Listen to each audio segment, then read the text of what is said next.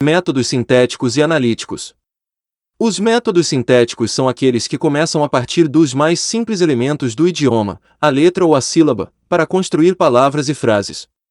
Os métodos analíticos, por outro lado, seguem o processo oposto. Ou seja, partem da frase ou palavra para chegar à sílaba e à letra. Os métodos sintéticos podem ser divididos em três tipos: o alfabético, o fônico e o silábico. No alfabético, inicia-se com os nomes das letras do alfabeto para depois fazer as combinações silábicas, e então, montar as palavras. Depois, a criança lê sentenças curtas até chegar a histórias completas. É também conhecido como soletração, pois ensina o aluno a soletrar as sílabas até reconhecer a palavra, por exemplo a palavra dado, de, a, da, de, o, do. Geralmente, esse método utiliza cartilhas ou apostilas e recebe críticas devido à decoreba e à repetição dos exercícios, além de não aproveitar a bagagem anterior de cada criança. No silábico, a criança aprende primeiro as famílias de sílabas, para depois, compreender as palavras. Assim como no alfabético, o aprendizado é feito de forma mecânica. No fônico, o método parte do som das letras, os fonemas. A criança aprende associando que aquele som que as palavras fazem, quando ela fala, são representados graficamente pelas letras. São ensinadas as vogais, depois as consoantes, e então, sílabas e palavras.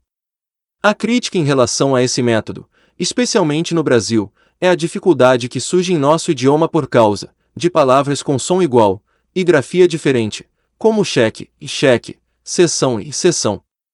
Por outro lado, como não usa repetição exaustiva, permite atividades mais criativas e próximas do universo da criança. O método analítico, também conhecido como método olhar e dizer, defende que a leitura é um ato global e audiovisual. Partindo deste princípio, os seguidores do método começam a trabalhar a partir de unidades completas de linguagem para depois dividi-las em partes menores.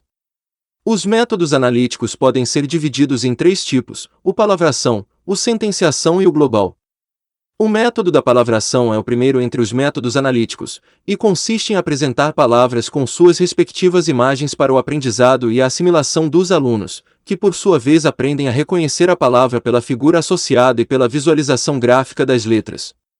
O método de sentenciação enfatiza a sentença como unidade que, depois de reconhecida e compreendida globalmente, será decomposta em palavras, e finalmente, em sílabas. Um outro procedimento é a estratégia de comparar palavras e isolar elementos nelas reconhecidos, para ler e escrever palavras novas.